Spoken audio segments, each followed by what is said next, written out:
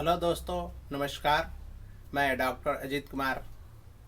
आज का टॉपिक्स है पायोरिया, यानी कि मुंह से दुर्गंध का आना। एक पायरिया एक ऐसी समस्या है जो अपने आप में हीन भावना पैदा करता है, यानी कि आप अपने घर के सदस्य के बीच में भी जाने से कतराते हैं, यानी कि शर्मिंदगी लगती है।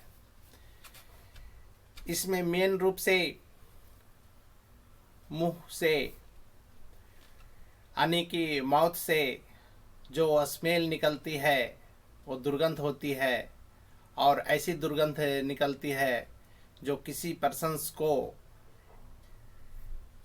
गंध बहुत खराब लगती है, और लोग इसके बारे में बोलते रहते हैं कि आपका मुंह साफ नहीं है, बदबू आ रही है, दुर्गंध आ रही है, या तो दवा खा लें या तो किसी डेंटिस्ट से दिखा लें।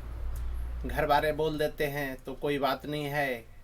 अगर बीच सभा में अगर कोई व्यक्ति ऐसा शिकायत बोलते हैं तो उस पर्सन को बहुत शर्मिंदगी महसूस होती है, यानी कि अपने आप को हीन भावना से देखना शुरू कर देते हैं। तो डरने की बात नहीं है। पायोरिया होम्योपैथिक मेडिसिन से जड़ से समाप्त हो जाती है, और कुछ समय तक इसका सेवन करने से आप पूरी तरह से ठीक हो जाते हैं। तो आइए दोस्तों, मैं पायोरिया के बारे में पूरी तरह से जानकारी दे देना चाहता हूँ। अगर आप इस वीडियो पर नए हैं तो मेरे चैनल को सब्सक्राइब करें, लाइक करें, शेयर करें। अगर कुछ पूछना है तो कमेंट बॉक्स में ज़रूर से ज़रूर पूछें। तो पायरिया मुख्य रूप से मुंह साफ नहीं होने के कारण बहुत दिनों तक अगर ये शिकायत रहती है तो ऐसा केस देखने को मिलता है। ज़्यादा कर करके ये ऐसे व्यक्ति को होते हैं जो तंबाकू का सेवन करते हैं, शराब का सेवन करते हैं, गुटखे के सेवन करते हैं, और अच्छी तरह से सुबह शाम ब्रश नहीं कर पाते हैं, यानी कि मुंह साफ नहीं कर पाते हैं। उन्हें पायरिया का शिकायत ज़्यादा होने की संभावना बनी रहती है। तो मैं ऐसे लोगों से आगाह कर देना चाहता हूँ कि अपना मुंह हमेशा साफ रखें।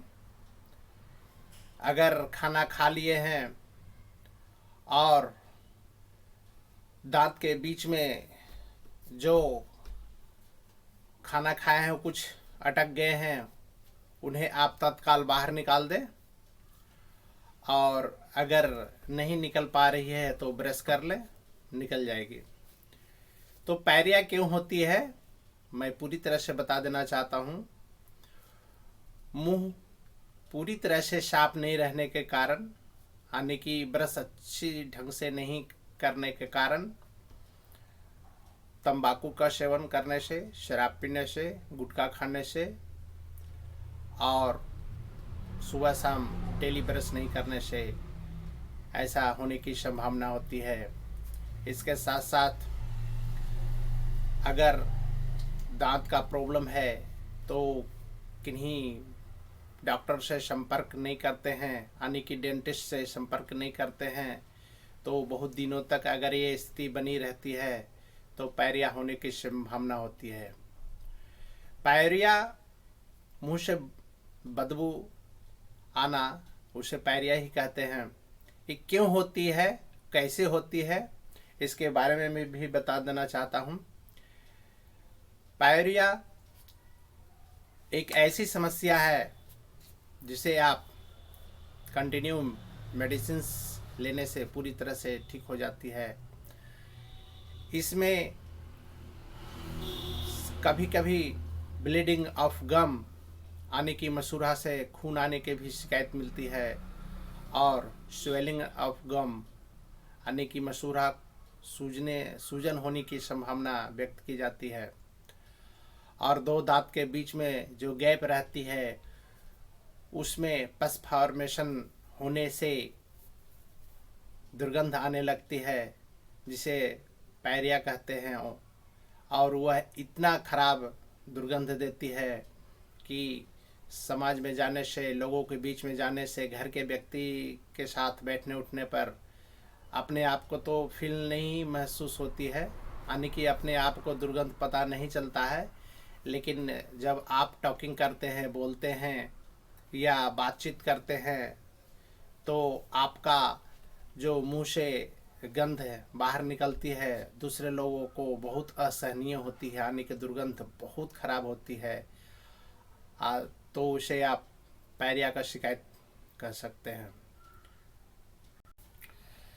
अगर किन्हीं पर्सन्स को अगर ऐसा शिकायत है तो मैं उन लोगों को होम्योपैथिक मेडिसिन्स के ज़रिए पूरी तरह से ठीक करने के लिए कुछ दवाइयाँ आपके सामने बता देना चाहता हूँ। सर्वप्रथम होम्योपैथिक में आर्निका मॉन्ट 200 नंबर की दवा, इसे आप सुबह शाम खाएं तो आपका मुंह से जो दुर्गंध आने की प्रवृत्ति है वो पूरी तरह से ठीक हो जाती है। दूसरा मेडिसिन है मार्कसोल 200 नंबर की, इसे आप सुबह शाम भी सेवन कर सकते हैं। इसका मेन रूप से सलाइवेशन ज़्यादा मात्रा में होती है, यानी कि इसका रोगी बार बार थूक बिगने की प्रवृत्ति होती है, यानी कि सलाइवेशन मुंह से लार बराबर आते रहते हैं। तो उस अवस्था में उस पर्सन्स को मार्कसोल 200 नंबर की दवा चलाएं तो धीरे धीरे पायरिया का जो शिकायत है वो पूरी तरह से ठीक हो जाती है। इसके साथ साथ आप उचित मात्रा में विटामिन सी का इस्तेमाल कर सकते हैं, जो कि रसीले फल में पाया जाता है और संतरा में भी पाया जाता है, नींबू में भी पाया जाता है, आंवला में भी पाया जाता है। यानी कि विटामिन सी का उपयोग करने से पायरिया का शिकायत बहुत हद तक ठीक हो सकती है। तीसरा मेडिसिन है, सुबह शाम आप जब भी ब्रश करते हैं या दातुन करते हैं तो उस समय ब्लीडिंग ऑफ गम होने की संभावना होती है, यानी कि मसूड़ा से ब्लड आने की संभावना होती है। वहाँ पर आप कार्बोवेज 200 नंबर की दवा दें।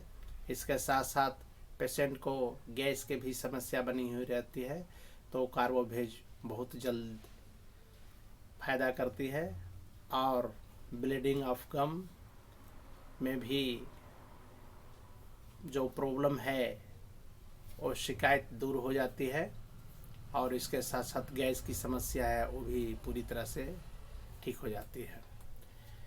उसके बाद तीसरा मेडिसिन्स के बाद मैं चौथे मेडिसिन्स बता देना चाहता हूँ, क्रियोजोट क्यू।